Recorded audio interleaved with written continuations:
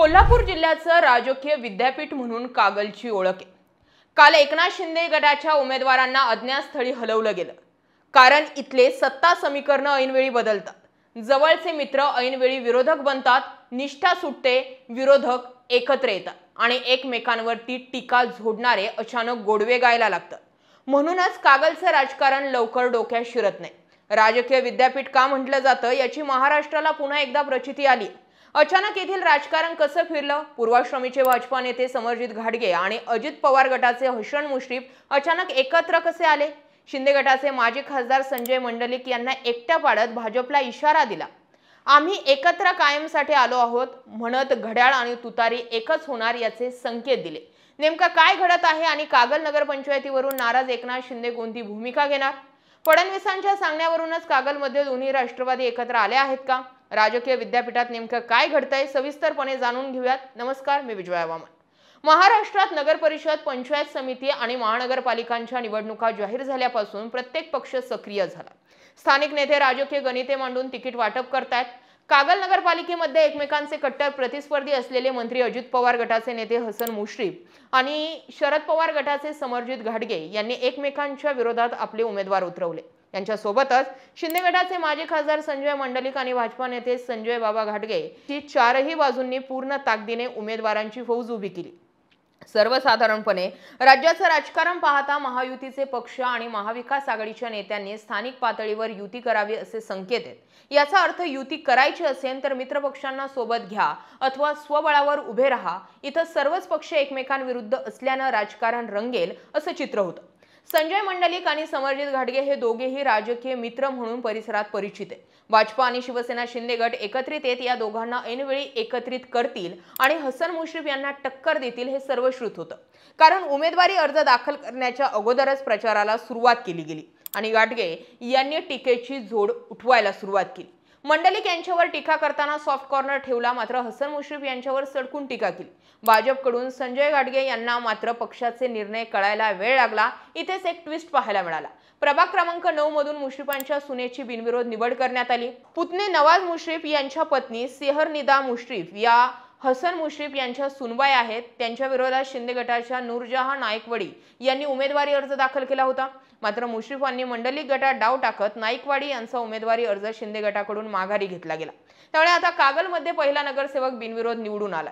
मंडलिक आणि मुश्रीफ एक होतील असं वाटतच होतं, तेवढ्यात मंडलिकांविरुद्ध मुश्रीफांनी दंड थोपटलं। त्यामुळे भाजप आणि शिंदे गट एकत्रित येईल हे निश्चित होतं। उमेदवारी नामांकन संपलं आणि अचानक शरद पवार गटाचे समरजित घाटगे यांनी टीकेची दिशा बदलली। अखेरीस एकत्रित पत्रकार परिषद घेत हसन मुश्रीफ आणि आपण एकच आहोत हे सांगितलं। म्हणजे अजित पवार गट आणि शरद पवार गट यांची युती झाली असून फक्त या निवडणुकीत न ठेवता आगामी काळातही ही युती मजबूत राहील असं जाहीर केलं। दोन्ही नेत्यांनी एकत्र येताना कार्यकर्ते किंवा मित्रपक्षांना वरिष्ठांना कळवलं नसल्यानं नाराजी ओढणार हे चित्र दिसलं। युती आघाड्यांचे निर्णय स्थानिक नेत्यांनी घ्यावेत असं शरद पवारांनी सांगितलं। तोच धागा पकडत समरजित घाटगेंनी ही युती दोन्ही राष्ट्रवादींची नसल्याचं सांगितलं। मुख्यमंत्री फडणवीसांच्या सांगण्यावरूनच कागलमध्ये दोन्ही राष्ट्रवादी एकत्र आले आहेत का असा प्रश्न उपस्थित का केला जातोय हेही समजून घेऊया। सध्या राज्याच्या राजकारणात शिंदे विरुद्ध भाजप असा अंतर्गत सामना रंगतोय। भाजप शिंदे यांच्या मतदारसंघाला सुरुंग लावतोय, तिथे कमळ फुलवत आहे। संजय मंडलिक यांचा कोल्हापूर विशेष करून कागलमध्ये अधिक होल्ड आहे, तेव्हा भाजप एक हाती सत्ता मिळवू शकत नाही। पण जर मंडलिक यांनी एक हाती सत्ता मिळवली तर भाजपाचा कागलमधील प्रवेश होऊ शकत नाही। देवेंद्र फडणवीस यांच्या गुडबुक मध्ये समरजित घाटगे यांचं नाव आहे। अगदी भाजपला सोडचिठ्ठी दिल्यावरही त्यांनी टीका टाळली होती, त्यावरून ते कधीही भाजपात प्रवेश करू शकतात।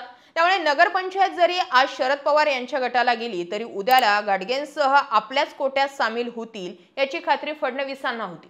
त्यामुळे त्यांनी दोन्ही राष्ट्रवादी एकत्र केल्या असं म्हणू शकतो। यावर समरजित घाटगेंना प्रश्न विचारला असता फडणवीसांनी मुश्रीफ घाटगेंची युती घडवून आणली का? नसेल तर नाही म्हणून स्पष्ट सांगा। यावर उत्तर देताना मी योग्य वेळी पत्ते उघडेन। तुम्ही 10 वेळा प्रश्न विचारला तरी माझं उत्तर एकच आहे, पिक्चर अभी बाकी। ब्रह्मदेव जरी खाली आणला तरी माझं उत्तर बदलणार नाही। पत्रकारांनी विचारलेल्या प्रश्नावर समरजित घाटगेंनी स्पष्ट काही उत्तर दिलं नसल्याचं दिसून येतंय। त्यामुळे कागलमधील दोन्ही राष्ट्रवादी एकत्र आणण्यासाठी देवेंद्र फडणवीसांनीच आदेश दिला असल्याची चर्चा जिल्ह्यात रंगल्याचं दिसतंय। ठरल्याप्रमाणे नगर अध्यक्षपद हसन मुश्रीफ यांना मिळेल तर उपनगर अध्यक्षपद घाटगे यांना मिळेल। यांच्याशी संघर्ष करून संजय मंडलिक यांच्या पदरात किती जागा पडणार याकडे सगळ्यांचंच लक्ष आहे। या सरळ भाजपासोबत युती झाली तर मंडलिक यांनी जीवाचं रान करून नगरसेवक निवडून आणले तरीही नगर अध्यक्षपद भाजपकडे जाईल की शिंदे सेनेकडे जाईल हे पक्षश्रेष्ठी ठरवतील। एकंदरीत आता संजय मंडलिक एकटे पडले याहीपेक्षा त्यांना भाजपकडून एकटं पाडलं गेलंय याची चर्चा अधिक जोर धरते। मुश्रीफांच्या सुनेसाठी नायकवाडी यांनी अर्ज मागे घेतला होता, तसाच इतर ठिकाणी होऊ नये म्हणून त्यांनी सर्व उमेदवारांनाच अज्ञातस्थळी हलवलंय। मतदान 2 डिसेंबरला असून 3 डिसेंबरला जाहीर निकाल होणार आहे। मतदार कुणाच्या बाजूने कौल देतात हे या सर्व नेत्यांच्या प्रचारावर अवलंबून आहे, कारण कागलच्या राजकारणाचा सगळ्यात महत्त्वाचा विषय म्हणजे त्यांची राजकीय ऍक्टिव्हनेस। त्यामुळे ते यावेळी कुणाच्या पारड्यात कागलची नगरपंचायत देतात हे लवकरच कळेल। हे विश्लेषण तुम्हाला कसं वाटलं ते आम्हाला कमेंट करून नक्की कळवा। या सगळ्या राजकारणावर तुम्हाला काय वाटते तुमची मत आम्हाला कळवायला विसरू नका। पाहत रहा मराठी मंडळी। धन्यवाद।